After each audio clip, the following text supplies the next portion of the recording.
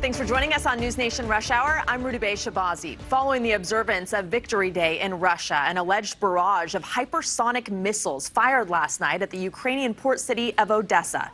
Officials there reporting a number of civilian targets, including hotels and a shopping mall, were hit. Washington correspondent Kelly Meyer is live for us. And Kelly, these hypersonic missiles are rarely used in combat. That's right, Rudabeh. And to give you a sense, the name in Russian means dagger. President Biden has called them consequential weapons that are almost impossible to stop. A senior defense official telling us today these weapons have only been used a handful of times throughout the invasion. And a top intelligence official today on Capitol Hill warning that President Vladimir Putin is growing more frustrated and unpredictable.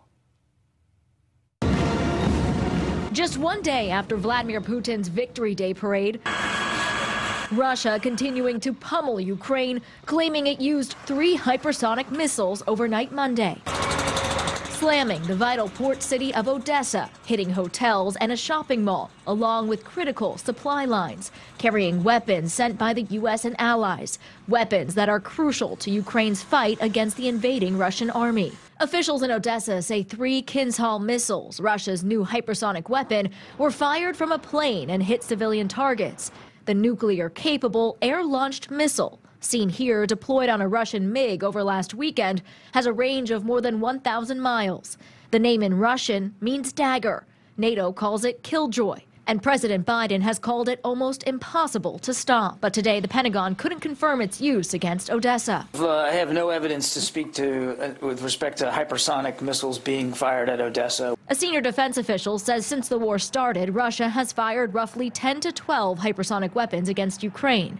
Still, U.S. officials say Russia is running out of precision-guided smart bombs, instead using older, harder-to-control weapons, more prone to hit civilians and non-military buildings. Despite the continued aerial assault, the U.S. and allies are sending even more hardware into the country.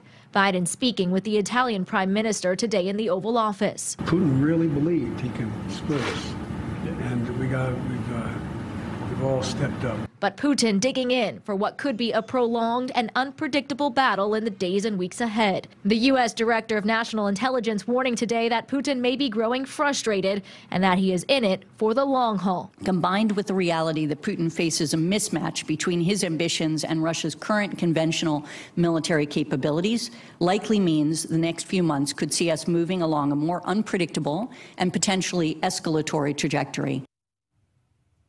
And the U.S. spy chief warning that Putin may turn to more drastic means to keep the war going, including by imposing martial law. But she doesn't believe there is an imminent threat of Russia using any nuclear weapons, saying that Putin would only use them if he felt there was an existential threat to Russia. Rudabeh. All right, Kelly Meyer in the nation's capital. Thank you. Thank you for watching. Click the red subscribe button below so you can get more of News Nation's fact-driven, unbiased coverage.